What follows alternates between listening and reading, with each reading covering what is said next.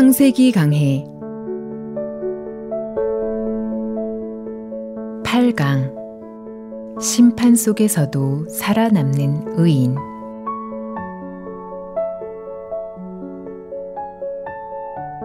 하나님께서 다섯째 날에 공중의 새와 바다의 물고기를 만드셨습니다.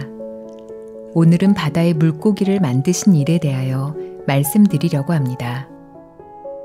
다섯째 날에 5라는 숫자는 은혜를 나타내는데 공중의 새나 바다의 물고기가 다섯째 날에 창조되었다는 이야기를 지난 시간에 했습니다. 공중의 새도 성도를 가리키지만 바다의 물고기도 성도를 가리킵니다. 예수님께서 세상에 계실 때 물고기에 대한 말씀을 자주 하셨습니다. 또 천국은 마치 바다에 치고 각종 물고기를 모는 그물과 같으니 그물에 가득함에 물가로 끌어내고 앉아서 좋은 것은 그릇에 담고 못된 것은 내어버리느니라. 세상 끝에도 이러하리라. 천사들이 와서 의인 중에서 악인을 갈라내어 풀무불에 던져 넣으리니 거기서 울며 이를 갈미 있으리라.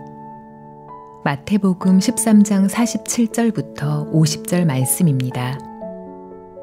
여기에서 물고기는 의인을 나타냅니다. 성경은 거룩한 의인을 물고기에 비유하고 있습니다. 왜 성도를 물고기에 비유했는지를 살펴보겠습니다. 재미있는 사실이 노아의 홍수에 대한 말씀 속에 있습니다.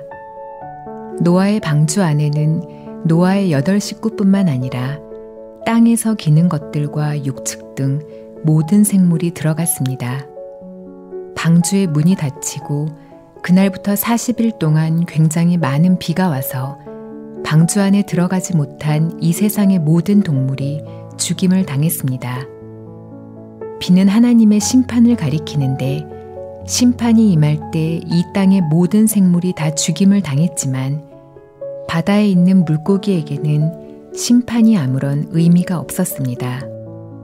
우리는 세상에 임했던 심판이 바다의 물고기를 심판하거나 멸망시키지 못했다는 사실을 잘 알 수 있습니다. 그러면 하나님이 왜 바다의 물고기는 심판하실 수 없었는지 지금부터 말씀드리려고 합니다. 우리는 죄를 짓기 전에 마음이 두근거리고 죄를 짓고 나면 죄를 지었다는 것을 깨달으면서 두려움이 들어와 양심의 가책을 느끼게 됩니다. 그 가책이 우리 안에 들어오면 어떤 어려움이 닥칠 때마다 내가 지은 죄 때문에 벌을 받는 것이 아닌가 라는 마음이 생기고 죄의 가책을 느끼는 사람은 절대로 하나님 앞에 자유롭게 나아갈 수 없습니다. 하나님께서 우리 죄를 사하시기 위해 예수 그리스도를 이 땅에 보내시고 죄를 사하시는 것은 중요한 일이었습니다. 그러나 아무리 예수 그리스도가 십자가에 못 박혀 우리 죄를 사했다고 할지라도 우리 마음의 죄로 말미암아 일어난 가책이 떠나지 않으면 우리가 하나님 앞에 담대히 나아가지 못하기 때문에 하나님과 우리 사이는 여전히 죄의 장벽으로 막힌다는 사실입니다.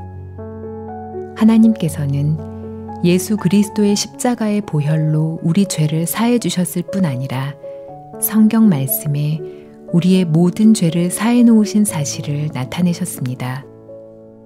하나님의 아들 예수 그리스도가 죄를 사해 주셨다는 사실이 우리 마음에 임할 때 그 죄는 우리를 송사할 수 없고 멸망으로 이끌고 갈 수 없습니다. 이제 그 죄는 더 이상 우리와 하나님 사이를 가로막는 담이 될 수 없는 것입니다. 예수 그리스도는 십자가에 못 박혀 죽으심으로 말미암아 우리 죄를 확실하게 씻어 놓으셨습니다. 그가 찔림은 우리의 허물을 인함이요 그가 상함은 우리의 죄악을 인함이라. 이사야 53장 5절 말씀입니다. 분명히 예수님이 인류가 받아야 할 죄에 대한 심판을 받으셨고 우리가 받아야 할 형벌을 받으셨고 우리 죄에 대한 모든 책임을 지셨습니다. 그렇기 때문에 우리가 비록 죄를 지어도 이제는 우리가 벌이나 멸망이나 저주를 받을 수 없는 것입니다. 만일 제가 도둑질을 해서 감옥에서 6개월 동안 형을 살았다면 죄의 값으로 징역을 살았기 때문에 6개월의 형기를 보낸 후에는 저에게 비록 도둑질한 기억이 있고 다른 사람들이 도둑질했다고 놀릴지라도 그 죄가 저를 다시 법정이나 감옥으로 끌고 가지는 못합니다. 그 죄는 이미 형벌을 받아 죽은 죄이기 때문입니다. 이와 같이 예수 그리스도께서 십자가에 못 박혀 죽으셨을 때 우리의 모든 죄에 대한 심판과 저주가 끝났기 때문에 예수님이 십자가를 지신 이후에는 어떤 명분이나 조건이나 구실로도 우리의 죄에 대하여 다시 벌을 내릴 수 없습니다. 어떤 죄든 그 죄는 십자가에서 형벌을 받았기 때문에 하나님과 우리 사이를 가로막을 수 없습니다. 그 죄는 다시 우리를 심판할 수 없을 뿐더러 지옥으로 보낼 수도 없습니다. 문제는 그 사실이 마음에 믿어져야 마음이 죄에서 해방될 수 있으며 죄의 고통에서 벗어날 수 있다는 것입니다. 예수 그리스도의 보혈이 죄를 온전히 깨끗하게 씻어서 죄에 대한 심판이 끝났다는 사실을 믿는 사람의 마음은 자신이 과거에 저지른 죄나 현재 짓는 죄 때문에 하나님과 거리가 생기지 않습니다. 죄로 인한 두려움이 없으며 죄 때문에 하나님 앞에 당당히 나아가지 못할 일이 없습니다. 그 사람의 마음에는 예수 그리스도께서 십자가에 못 박혀 흘리신 보혈이 흐르고 있어서 어떤 죄도 그 마음 안에 머물거나 그 마음을 더럽히지 못합니다.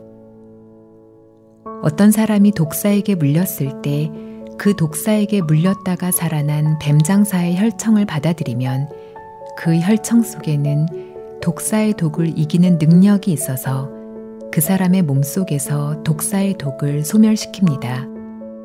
독사의 독이 분명히 몸에 들어왔지만 그 독이 더 이상 몸을 파괴시키지 못하는 것입니다. 그와 마찬가지로 거듭난 사람은 죄가 들어와도 예수 그리스도의 보혈이 그 마음과 생각 속의 죄를 소멸시키기 때문에 그 죄가 스스로 정죄하게 하거나 하나님 앞에 나아가지 못하게 하거나 두려움 속으로 몰아넣을 수 없습니다. 그것은 마치 노아 홍수 때 심판이 아무리 내려와도 바다에 있는 물고기는 심판과 상관없는 것과 같습니다. 이 세상에 하나님의 심판이 내려와도 예수 그리스도의 보혈이 우리 죄를 눈보다 더 깨끗이 씻었다고 확실하게 믿는 사람에게는 그 심판이 아무 효력이 없습니다. 죄악이 우리와 하나님 사이를 갈라놓을 수 없기 때문에 죄로 인한 가책으로 두려워하지 않고 소망과 믿음과 기쁨 속에서 하나님을 섬길 수 있습니다. 우리는 지난번에 신앙의 착각에 대하여 말씀을 나누었습니다. 여러분은 무엇을 믿으렵니까? 예수 그리스도가 십자가에 못 박혀 죽으시면서 여러분의 모든 죄를 눈보다 더 희게 씻고 정결케 하신 사실을 믿지 못하겠습니까?